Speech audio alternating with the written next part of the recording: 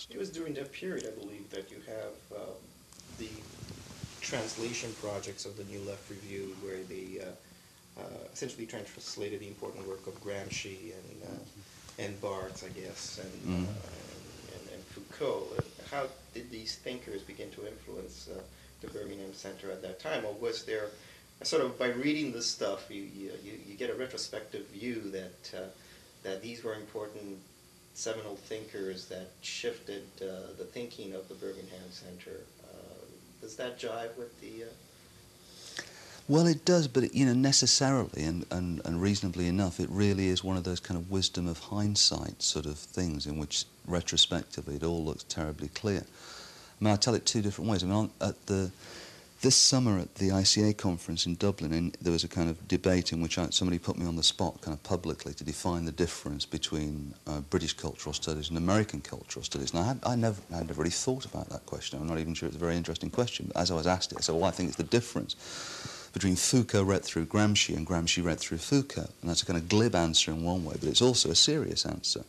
But again, that's a real wisdom of hindsight thing. My abiding memory is of Stuart coming into seminar rooms, like with these piles of books that he, put down to start working from, And yes, there was Polancis, yes, there was Althusser, yes, there was Gramsci, but there was so much material going into that pot at that time. I mean, at the same time, that there are whole trajectories which were actually very important to us in formulating that project, which are very, very little referred to these days. I mean, actually, for instance, Durkheim and Mauss's primitive classification played a key role at a certain point when Stuart was trying to think through the argument that he uses in Deviancy, Politics and the Media, that notion about an agenda-setting model and how you understand media and classification.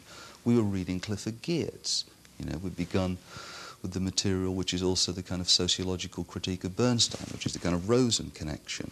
We've met Charles Wolfson, who'd actually introduced all of us to Voloshinov at that point, which is a kind of a slow influence, one that retrospectively is clearly of enormous significance. But at the time, it was just, one seminar where this guy said some very interesting things about this linguist called Voloshinov, who we thought maybe we'd follow up on, There was an interest in the ethnomethodological tradition. We're actually reading Garfinkel and Sachs and the rest of it, trying to think about how you could use that within a kind of broader frame of political analysis. So when you want to talk about media presentations as work or ideological labour, that stuff is interesting.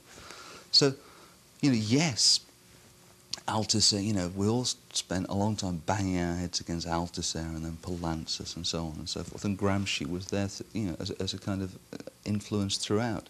But I think kind of just to pick out those threads, it's too simple a story. There was actually a whole lot of other stuff going into the pot, Including the... I'm sorry. The follow-up to that was... it was informed by all these theories, but also the kind of practical political work that I guess everybody in the center was somehow involved with. Well, I don't know about that. I mean, if you ask Stuart about it, Stuart was always very, very serious about the fact that the centre was an intellectual project, yeah? If people had political activities that they wished to pursue in Birmingham, that was fine. But that wasn't, the centre itself was an intellectual project. It was a form of intellectual politics. It was not practical politics in that sense of demonstrations or sit-ins or organising rent strikes or anything. It wasn't intellectual politics. Actually, Stuart was quite rigorous about that. And I remember at first being rather kind of shocked by that. But I think it was entirely a right decision. Why would have been an entirely right decision? I sort of reading it now, it's always perceived, at least by a lot of the commentators, as being bound to a kind of political praxis. It was the right decision precisely because the pressure was always to tie it as directly as possible to political practice, especially around the politics of feminism and the politics of anti-racism. And the problem with that, in each case, is that the more you want the project to deliver politically now, the shorter term your objectives, the less opportunity there is to actually consider things analytically, to work on a problem for a long time. And I think the long-term political influence of the centre has been enormous. Yeah?